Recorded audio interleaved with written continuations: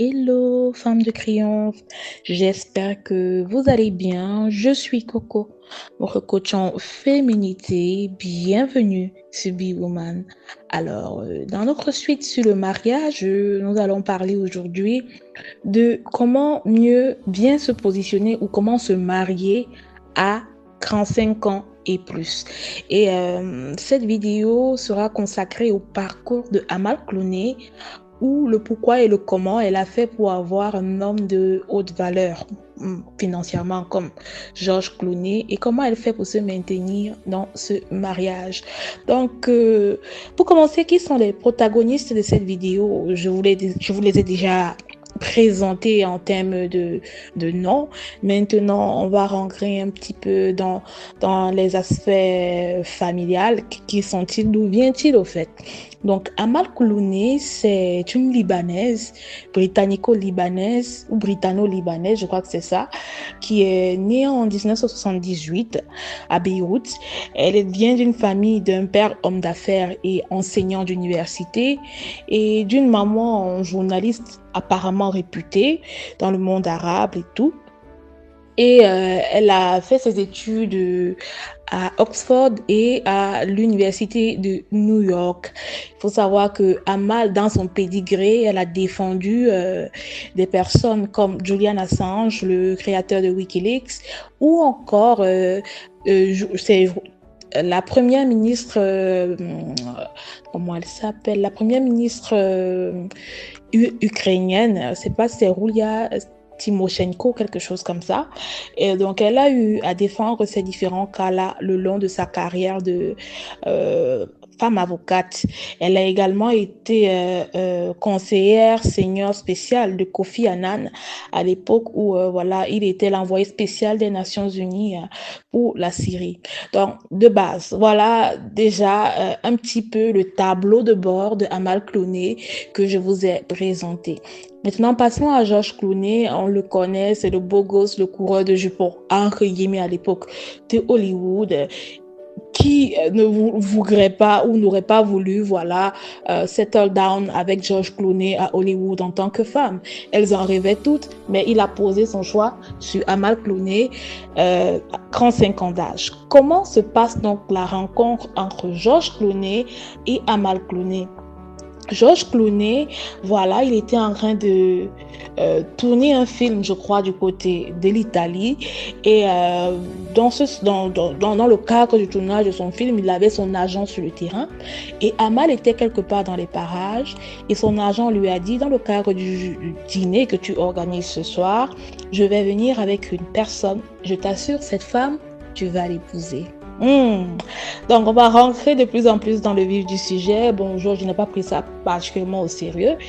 Et puis, quand Amal est arrivé, voilà, de fil en aiguille, voilà, la toile s'est tissée. Et voilà, ils se sont pris chacun dans leur propre filet. Et aujourd'hui, ils filent le parfait amour et sont parents de 2 enfants. Voilà brièvement présenter l'histoire. Mais qu'est-ce qu'on doit comprendre ici aujourd'hui? Il faut savoir que Amal a clairement révélé qu'elle ne croyait plus en l'amour. Elle a essuyé plusieurs échecs amoureux et arrivée à 35 ans d'âge, elle ne pensait même plus à se marier. Donc c'est pour vous dire que ce n'est pas comme si vous êtes les seules femmes qui est accomplie dans un domaine, qui arrive à un certain âge, vous ne pensez plus que vous pouvez trouver un partenaire à votre cheville, au fait. Vous pouvez plus trouver, voilà, bague à votre doigt.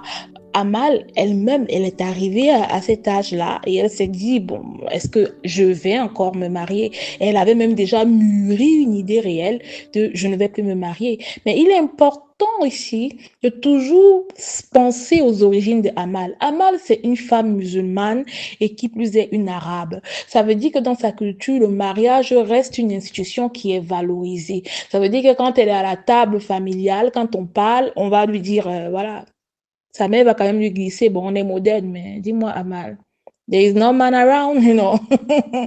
Et Amal, même si elle avait un petit peu perdu cet espoir, ce n'était pas quelque chose auquel elle avait profondément renoncé. La preuve en est, quand Georges Clooney lui a juste fait un vrai regard, elle a senti qu'elle pouvait ici tisser, voilà, sa toile et elle n'a pas hésité à le faire. Donc, moi, je suggère ici que quand vous êtes une femme, on rentre maintenant pleinement dans la découverte de comment se positionner quand on a 35 ans et plus. Quand vous êtes une femme de 35 ans et plus, il faut pouvoir avoir le bon carnet d'adresse. Pourquoi? Je vous ai rappelé tout à l'heure que Amal, dans le cadre de son travail, elle a eu à avoir de puissants clients. Elle a su choisir ses affaires. Elle a su comment, voilà, avoir au sein des personnes qu'elle côtoyait, des personnes suffisamment puissantes pour lui apporter la lumière nécessaire pour que, voilà, en termes de network, elle soit bien vue. Et grâce à ce carnet d'adresse-là, elle pouvait se faire inviter dans certaines soirées. Donc, vous êtes ici, vous êtes une femme noire, vous m'écoutez. J'espère que vous ne croyez pas réellement aux discours qui vous font croire que, voilà, tout le monde vaut votre tête. Absolument pas. Le truc, c'est que vous devez savoir qu'au sein de tout ce qui est network, au sein de tout ce qui est carnet d'adresse, c'est qu'est-ce que vous êtes capable d'apporter sur la table. Les gens ne viennent pas vers vous pour rien, au fait. Les gens viennent vers vous parce que vous portez une lumière, parce que vous portez une identité, parce que vous portez une forme d'intégrité, parce que vous portez une forme de loyauté, parce que vous portez une forme de principe ou une forme ou un caractère précis, ou encore une intelligence, ou encore une douceur, en tout cas un élément précis qui peut les bénéficier à eux. Et en l'occurrence, chez Amal, certainement, je pense qu'il y avait son caractère, mais aussi sa compétence de grande avocate infiltrée dans les milieux diplomatiques et dans les milieux, voilà, diplomatiques et des milieux de droits de l'homme, et etc.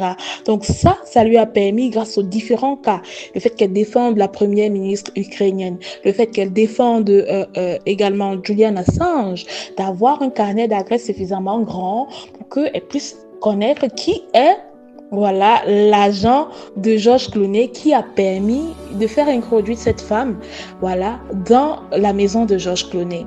Je ne sais pas si vous comprenez. Donc, travaillez votre carnet d'adresses. Sachez que un network, votre carnet d'adresses est un carnet qui n'est pas fait que de personnes professionnelles. C'est un carnet dans lequel vous proposez des services qui est ces services-là sont, pardon, votre identité à vous. Et cette identité-là, c'est une identité visuelle, c'est une identité de caractère, c'est une identité de gestuelle, c'est une identité même dans la manière dont vous avez d'embody tout, voilà, les codes de certains milieux. Et Amal, sachant, voilà, que elle vient du Moyen-Orient, elle a su vraiment bien incorporer tous ces codes-là avec un anglais parfait, avec une façon, voilà, de savoir se tenir à table. Elle savait, elle avait une façon, même peut-être une certaine forme d'élégance aussi. Donc, je vous le répète encore, créez-vous un carnet d'adresses. Ne restez pas à un certain âge dans des milieux où vous avez des femmes qui vont passer le temps à jouer les, je sais pas, on les appelle comment, des mistonneuses, qui vont passer le temps à faire des choses qui ne reflètent plus leur âge. Vous êtes à l'âge où vous devez construire votre carnet d'adresses. Votre carnet d'adresses est d'autant plus important que c'est lui qui va définir qui va parler de vous et comment est-ce que cette personne va parler de vous.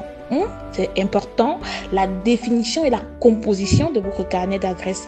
Quand vous êtes déjà un âge comme 35 ans et plus, et cela va vous permettre de mieux vous positionner si vous n'êtes pas encore marié à ce moment-là sur le marché du dating au niveau d'un certain type d'homme que vous visez.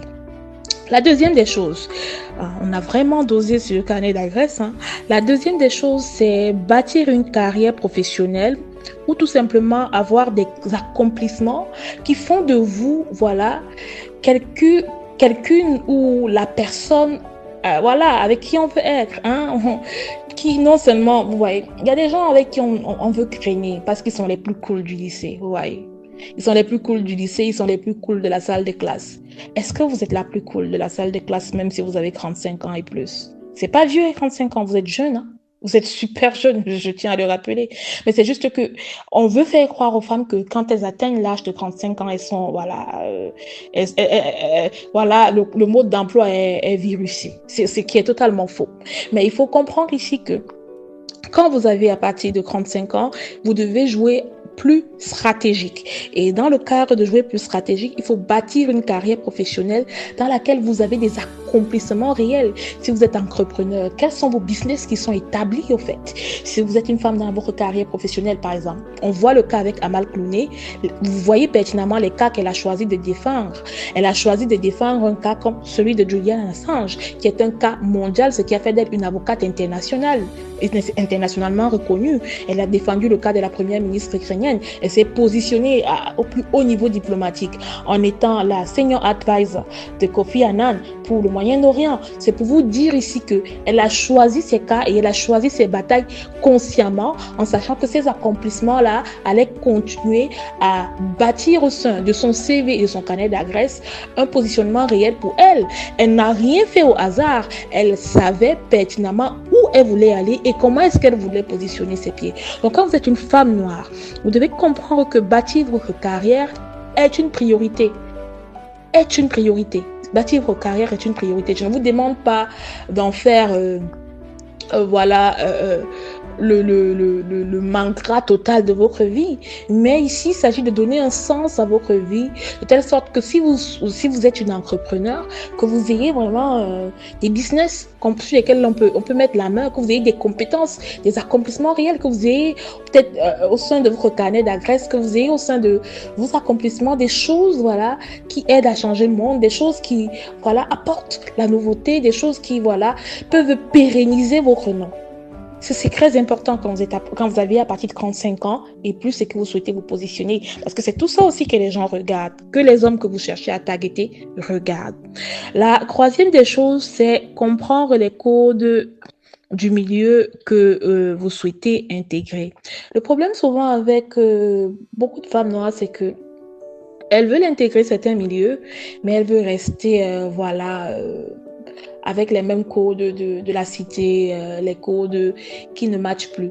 Vous savez, on ne peut pas créer des updates d'un logiciel pour ne pas voilà, utiliser les mises à jour en fait. Quand on crée les mises à jour sur un logiciel, ça veut dire qu'à chaque fois, il faut repenser voilà, les méthodes de travail de l'interface du logiciel pour rendre davantage performant l'algorithme. Mais non, vous avez une recette, vous restez sur votre recette. Au lieu de nettoyer la recette, la peaufiner, voilà, affiner les modalités, les variables, etc. Non, vous restez juste là, sur la même recette, alors que vous savez bien que vous devez renouveler votre intelligence dans chaque chose que vous faites. Donc, je vous suggère de comprendre les codes des milieux que vous voulez intégrer. Est-ce que c'est les milieux diplomatiques? Il faut comprendre les codes et les usages des milieux diplomatiques.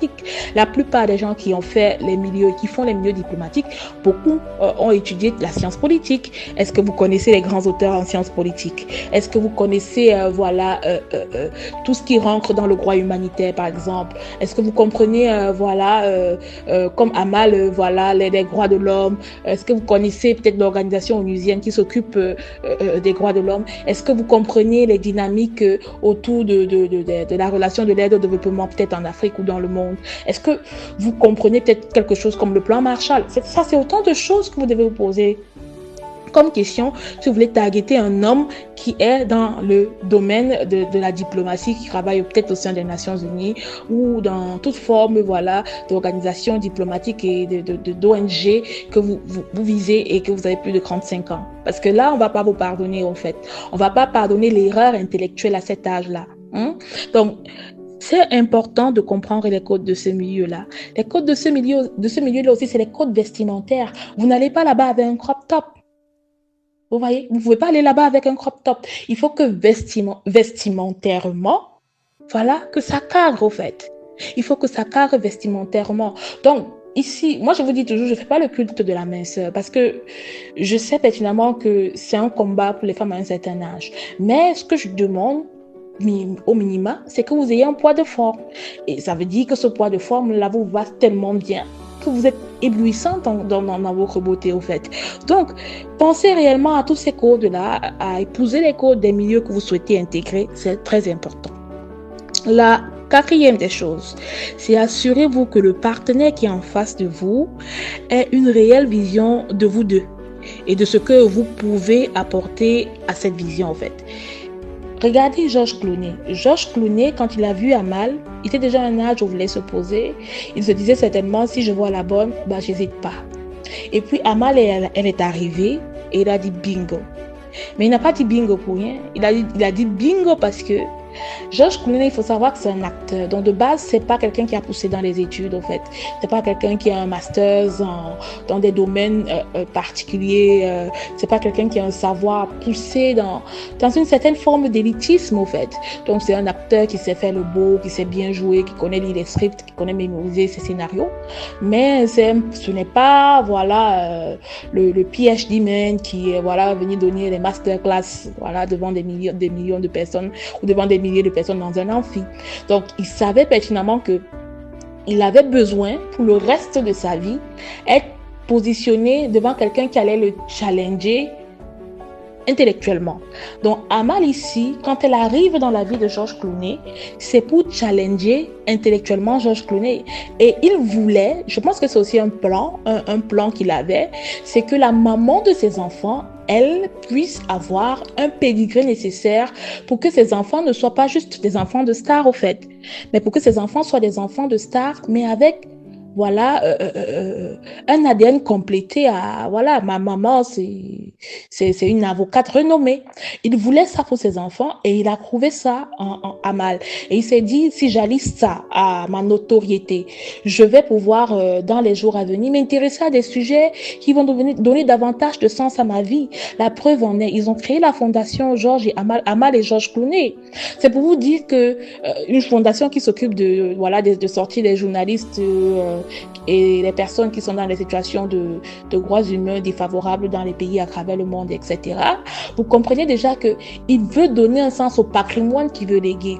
Donc, ce sont vous devez comprendre que dans la vision du partenaire que vous avez en face, vous devez directement capter qui il est. Donc, il faut être à même de lire psychologiquement et de lire mentalement de où est-ce que cet homme veut aller. Est-ce que je fit à sa vision?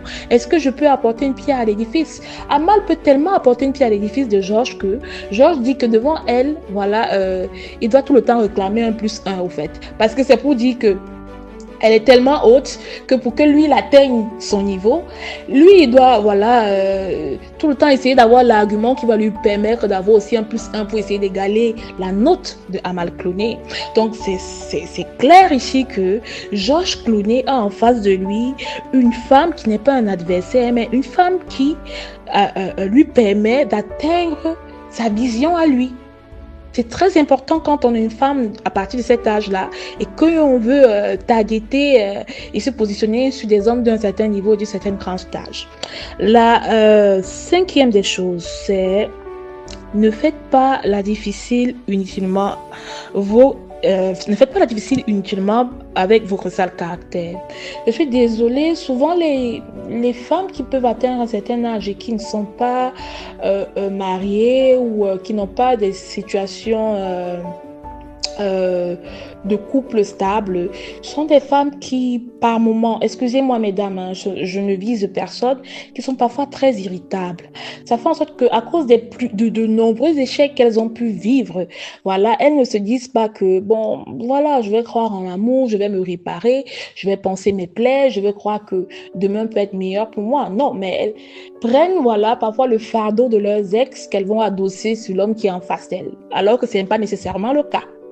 Vous voyez, je le dis pourquoi? Je le dis parce que quand Amal Clooney, qui elle-même avait 35 ans, qui s'est dit au fond, voilà, est-ce que je vais encore me marier, est-ce que je crois encore à l'amour? Quand elle a vu Georges Clooney, elle s'est dit, bah, je vais y croire encore. Est-ce que vous, devant l'homme que vous voulez targeter, quand vous êtes devant lui, est-ce que vous faites beaucoup difficile? Est-ce que vous faites votre difficile? Est-ce que vous faites votre grogneuse là, tout le temps en train de grogner, tout le temps la bouche attachée? Vous êtes vraiment invivable au point où je dis, voilà, personne ne veut être à côté de vous. Il est important ici de comprendre que vous devez être suffisamment ouvert devant les hommes que vous voulez targeter pour pouvoir voir lequel voilà, est le mieux pour vous. Et Amal l'a fait. Quand elle est arrivée chez Georges Clooney, ils ne sont pas quittés de la nuit. Ils ont parlé toute la nuit. Georges l'a dit, il a même commencé à lui écrire des lettres. Justement parce que Amal n'a pas fait ça difficile, elle était douce, elle était à l'écoute, elle était prête à partager. Il a dit, elle était souriante, elle était intelligente. C'est ça qu'on attend de vous à une table. Est-ce que vous êtes cultivé? Vous êtes ici, vous avez 45 ans. Vous ne connaissez pas où se trouve le mont Kilimandjaro. Ok, vous aussi. Donc, par-dessus tout ça, qu'est-ce qu'il faut également comprendre? Il faut comprendre également en 8e point que votre réputation est autant plus importante que vous devez être exempt de toute reproche. Parce que on peut pardonner beaucoup de choses à une gamine jusqu'à 30 ans. On peut lui pardonner beaucoup de choses. Mais à partir de 35 ans en montant, on commence à être très regardant, très solide dans la manière dont on argumente la reproche qu'on pose sur les autres. Parce qu'on se dit, cette personne a vécu déjà la quinzaine de la vingtaine, de l'âge adulte, pour être en mesure de pouvoir analyser les situations et les phénomènes, pour se mettre à l'abri ou s'en exposer. Donc, si vous avez passé votre temps à ne pas comprendre les cycles de votre vie, vous avez passé le temps à ne pas développer votre intelligence émotionnelle, ne pas développer votre sagesse, je suis désolée, et que vous avez fait des mauvais choix et que votre réputation en a pris un coup. Donc, essayez de rebâtir une nouvelle réputation. Essayez de trouver un nouveau cercle, de vous bâtir une nouvelle réputation. Parce que Amal, si elle a pu intégrer le dîner chez Georges Kouné, c'est parce que l'agent de Georges Kouné a vu en elle quelqu'un dont la réputation était tellement assise qu'il était capable de la présenter à son pote. Donc, chère dame, chère femme noire, je vous en prie, l'heure n'est pas à se dire qu'il est trop tard. Non, absolument pas. Vous êtes belle, vous êtes intelligente, vous avez le potentiel. D'ailleurs, les femmes noires sont réputées comme étant des femmes extrêmement travailleuses, mais quittons un peu aussi ce côté où on a beaucoup, à cause de la vie souvent dure, on s'est endurci, quittons aussi un peu ce côté endurcissement pour vraiment revêtir pleinement notre féminité et embrasser pleinement la femme que l'on est. Ça ne veut pas dire que parce qu'on est marié que tous les hommes sont mauvais. Je suis désolée. Ça ne veut pas dire que parce qu'on a 35 ans qu'on ne va pas se marier. Je suis désolée. Le mariage, il est beau, il est pour toutes les femmes qui en veulent. Et Dieu est suffisamment généreux pour le donner à tous ceux qui le souhaitent ou à toutes celles qui le souhaitent. Donc, d'ici à la femme de triomphe, on a fait 22 minutes. Portez-vous bien.